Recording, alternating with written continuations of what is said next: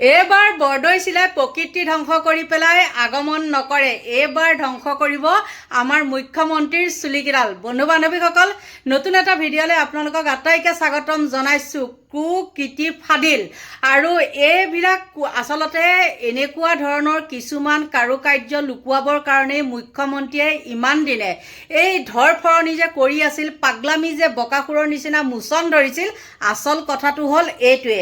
আৰু ইতিমধ্যে তেওঁ নিজে কিছুমান কথা কৈছে আৰু সেই কথাখিনি এনেকুৱা ধৰণৰ যে অইনে কৰিলে সেইখিনি কি হ'ল হয়, সঁচা হ'ল হয়। আৰু তেওঁৰ ক্ষেত্ৰত যেতিয়া প্ৰযোজ্য হয় এইবিলাক, তেতিয়া কিন্তু তেওঁ কয় কি এইবিলাক মিছা, মই এতিয়াই কেছ কৰিম। মুখ্যমন্ত্ৰী বা মুখ্যমন্ত্ৰীৰ পত্নীগৰাকীয়ে যদি সঁচা হয় তেতিয়াহ'লে তেওঁলোকে কি কৰিব, এতিয়া ধৰফৰণি তুলিব, যিকোনো প্ৰকাৰে মিছা বুলি প্ৰমাণ কৰিবলৈ চাব। আৰু আপোনালোকে গমেই পায়, আচলতে কি জানে নাই, চোৰৰহে বৰ্বৰ কথা, গম পাইছে নহয়, চোৰৰ সদায় বৰ্বৰ কথা। আৰু তেওঁলোকে কি কৰে জানেনে, মিছাৰ আশ্ৰয় ল'বলৈ গৈ পেলাই তেওঁলোকে কি কৰে, ভাবিছে আমাৰতো এইটো ধৰা পৰি গ'ল, গতিকে আমি কি কৰিব লাগিব, পুলিচৰ ওচৰত যাব লাগিব। আৰু আপোনালোকে সকলোৱে গমেই পায়, মুখ্যমন্ত্ৰীয়ে এনেকুৱা ঠাইত তেওঁ নিজৰ মানুহ ৰাখি থৈছে। পুলিচত যোৱাটো তেওঁলোকৰ কাৰণে সাধাৰণ কথা, ফোন এটা কৰিলে সকলোখিনি সমাপ্ত হৈ যায়, আপোনালোকে গম পায়। কিন্তু এইবিলাকৰ আঁৰত কি আছে আচলতে গম পাইছেনে? তেওঁ আজি যিটো ৰুদ্ৰমূৰ্তি ধাৰণ কৰিছে, বকাসুৰৰ নিচিনাকৈ একদম চুলি তুলি উৰাই পেলাই যেনেকুৱা ৰূপ ধাৰণ কৰিছে, এইবিলাক ধাৰণ কৰাৰ কাৰণটো হ'ল কি, মানে তেওঁলোকৰ টকা পইচা, মানে এতিয়া এনেকুৱা হৈছে, তেওঁ আজি এটা হেৰি দেখুৱাইছে, মানে কংগ্ৰেছৰ একো মাথা নাই, কংগ্ৰেছ একদম ফাল্টু, কংগ্ৰেছত ভাল মানুহ নাথাকে, তেওঁ এনেকুৱা ধৰণৰ কিছুমান মন্তব্য আগবঢ়াইছে। আৰু সেই মন্তব্যখিনি আপোনালোকক দিয়াৰ আগতে মই আপোনালোকক ক'ব লাগিব, সেইজনে জানো এসময়ত তৰুণ গগৈৰ দিনত উঠি ৰজা বহি ৰজা হৈ থকা নাছিলে? আৰু সেইজনে আজি কি কৰিছে, যেতিয়াই নেকি কুকীৰ্তি ধৰা পৰিছে, পৰাৰ পিছত পুলিচৰ ভাবুকি দিয়ে, কিবা ভাবুকি দিয়ে, দি পেলাই তেওঁ এতিয়াই মানে একদম ৰাতিৰ ভিতৰতে তেওঁ কেছ ফাইল কৰিব, কিবা কৰিব। যদি তেওঁ পত্নীগৰাকী দোষী হয় তেনেহ'লে তেওঁ আৰু বেলেগ ব্যৱস্থা ল'বলৈও মানুহক আহ্বান জনাইছে। গতিকে বন্ধু বান্ধৱীসকল, তেওঁ ইমানখিনি কথা কোৱাৰ ৰহস্যটো কি আপোনালোকে জানেনে? নিশ্চয় কিবা এটা আছে। এইবাৰ কিন্তু মই যে ক'লোঁ, বৰদৈচিলাই এইবাৰ মুখ্যমন্ত্ৰী মূৰৰ ওপৰিহে গৈছে আৰু প্ৰকৃতি ধ্বংস কৰি যোৱা নাই, এইবাৰ মুখ্যমন্ত্ৰীৰ চুলিকেইডাল ধ্বংস কৰি গৈছে। গতিকে বন্ধু বান্ধৱীসকল, তেওঁ প্ৰথমতে আপোনালোকক মই দেখাওঁ কি ৰূপ ধাৰণ কৰিছে। বকাসুৰে যে যি পাম তাকে খাম তেনেকুৱা মূৰ্তি যে লয়, ঠিক তেনেকৈ হিমন্ত বিশ্ব শৰ্মায়ো সেই ৰূপটোকে লৈছে, চাই লওক। এইবিলাক ফাল্টু কথা হয়, তাত লেংগুৱেজ ভুল, বানান ভুল, কিমান আৰু ফটোশ্বপ কৰিব। কংগ্ৰেছে গম পালে যে ইয়াক আৰু বলে নোৱাৰি, এতিয়া ডুপ্লিকেট কাগজ বনোৱা আৰম্ভ কৰিছে। আজি ৰাতি থানাত আমি কেছ দিম। অসম পুলিচক মই ৰিকুৱেষ্ট পঠাম যে টিম যাওক, পাছপৰ্ট কেইখন লৈ আহক, ডুপ্লিকেট যদি পৱন খেৰাক জেল দিয়ক, আৰু সঁচা যদি ৰিণিকী ভূঞা মাৰি পেলাওক আজি ৰাতি। মোৰ কোনো দেৰি নাই, কাৰণ এইবিলাক টাইটেলটো এটাত লিখিছে H8, এটাত লিখিছে SS, এটাত লিখিছে ইজিপ্টিয়ান 1N, এটাত লিখিছে ইজিপ্টিয়ান 2N। সিহঁতৰ মাথাও নাইতো কংগ্ৰেছবিলাক, বুৰ্বক পাৰ্টি নহয়, চুৰো কৰিব ভালকৈ নাজানে। চুৰ কৰিবতো এটলিষ্ট মানুহে ট্ৰেইনিং ল'ব লাগে, সিহঁতে চুৰিও কৰিব নাজানে। দেখিলেনে কি কাৰণে এনেকুৱা ৰূপ ধাৰণ কৰিছে? আপোনালোকে হয়তো গম পাইছে, আৰু কিছু এনেকুৱা আছে তেওঁলোকে এতিয়াও গম পোৱা নাই। আচলতে কথাটো হ'ল এনেকুৱা ধৰণৰ। নমস্কাৰ, এক ভয়াৱহ খবৰ লৈ আহিছোঁ আপোনালোকৰ বাবে।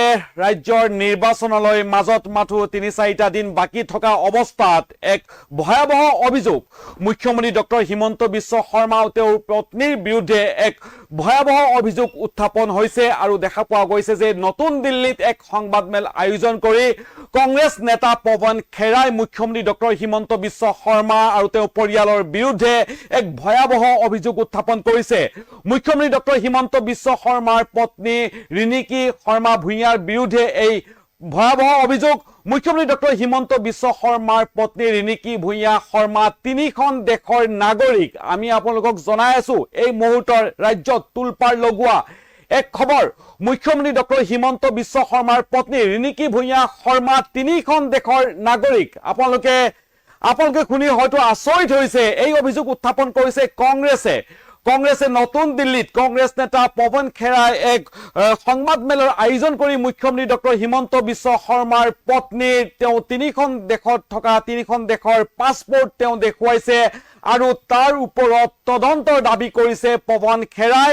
এই মুহূৰ্তত দেখা পোৱা গৈছে ৰাজ্যৰ ৰাজনীতি তুলপাৰ লগোৱা এখন সংবাদমেল। নিৰ্বাচনলৈ মাজত মাথো ৩-৪টা দিন বাকী থকা অৱস্থাত এই ভয়াৱহ অভিযোগ উত্থাপন হৈছে। ডুবাই আমেৰিকাত বিশাল সম্পত্তি ফাদি লৈছে মুখ্যমন্ত্ৰীৰ পৰিয়ালৰ। মুখ্যমন্ত্ৰীৰ পত্নী ৰিণিকী শৰ্মা ভূঞা ৩খন দেশৰ নাগৰিক। ডুবাই আমেৰিকাত আছে বিশাল। अब आइए आप इनकी प्रॉपर्टी जो दुबई में है, ये 8 अगस्त 2022 को इशू हुई है टाइटल डीड जो आप सामने देख रहे हैं। इसमें सारे डिटेल्स हैं। Property type hotel rooms, Al Barsha south fourth, plot number 397, municipality number 681-1269, building number 1, ये property number 224, floor number 2, parking, ये सारे डिटेल्स आपके सामने हैं। नीचे आइए owners number and their shares. M group, Riniki Bhuyan Sharma, ये आपके सामने एक प्रॉपर्टी है। अब आइए आप इनकी दूसरी प्रॉपर्टी पर। प्रॉपर्टी टाइप फ्लैट, अल बर्शा साउथ फोर्थ, ये सारे म्युनिसिपैलिटी नंबर, बिल्डिंग नंबर, ये सब कुछ। ओनर्स पे आ जाइए। M group, Riniki Bhuyan Sharma. आप कहेंगे साहब ये तो प्रॉपर्टीज हैं विदेश में, तो क्या हो गया, कई लोग रखते हैं। हां रखते हैं, लेकिन वो लोग अगर चुनाव लड़ते हैं या उनकी पत्नी या पति अगर चुनाव लड़ते हैं तो अपने एफिडेविट में तो लिखते होंगे, दिखाते होंगे। उनका एफिडेविट देख लीजिए, ये सब मैं आपको भेजने भी वाला हूं। एफिडेविट में दुबई की इन दोनों प्रॉपर्टीज का जिक्र क्यों नहीं है? हिमंता बिस्वा शर्मा जी, क्या रिनिकी भूया शर्मा आपकी पत्नी है? या आप उस पर भी इनकार कर देंगे? है ना? है तो आपने अपने एफिडेविट में जहां स्पाउस की प्रॉपर्टीज दिखाई हैं, एसेट्स दिखाए हैं, why have you not shown these two properties of Dubai in your affidavit, in your declaration? Gyanesh Gupta ji, आप सुनते हैं कि वीकडेज में तो सोते हैं, हो सकता है संडे को जागते हो, तो देख रहे हैं आप ये हो रहा है आपके आंखों के सामने और आपकी नाक के नीचे। এইখিনিয়ে আছিলে তেওঁ চুলি উৰি থকাৰ কাৰণ। বন্ধু বান্ধৱীসকল, সময় একেবাৰে নাটনি, সেইটো কাৰণে মই একে সৰুকৈ আপোনালোকক ওচৰলৈ এইকেইটাকে দি থলোঁ। আৰু ভগৱানে আপোনালোকক ভালে কুশলে ৰাখক তাকেই কামনা কৰিছোঁ। আৰু মোৰ ভিডিঅ'টো ইমানতে সামৰণি মাৰিছোঁ। Bye bye.